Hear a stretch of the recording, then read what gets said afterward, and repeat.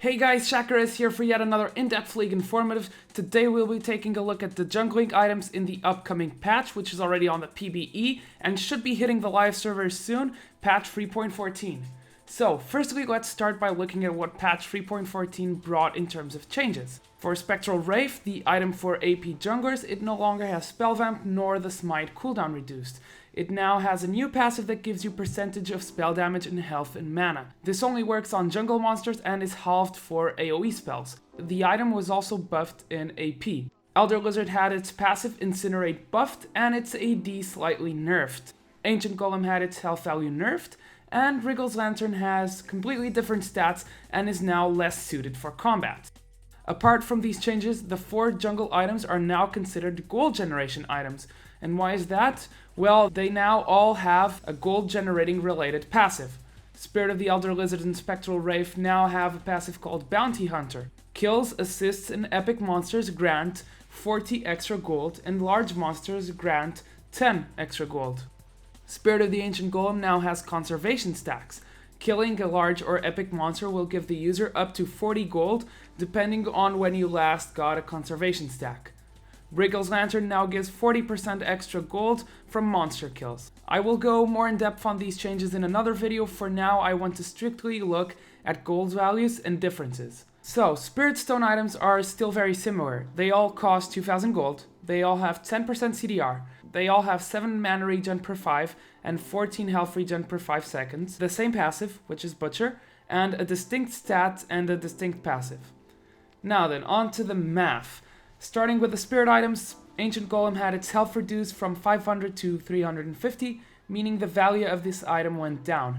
It's now worth 2168 gold as opposed to 2563 gold from Season 3. However, the item is still worth more 8% than the base stats given, down from 28%. Elder Lizard had its AD reduced by 5, the item went down from being worth 2453 gold to 2281 gold. It is still, however, cost efficient. It's still worth more 14% than the base stats given, down from 23%. One thing notable of a mention though was the buff to the true damage passive. The scaling is still the same, 2 true damage per level, but the base damage was increased by 10. You'll now be doing between 16 and 50 extra true damage as opposed to 6 to 40 true damage. This means that overall the item may have been more buffed than actually nerfed. Spectral Wraith no longer gives Spell Vamp and instead gives health regen. The item's cost efficiency was toned down, but yet again it's still cost efficient. The item is worth 2248 gold, or 12% more than the base stats given, down from 20%.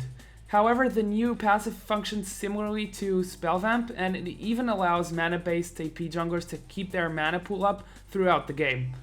I can't really measure the value of the new passive, but it's definitely good.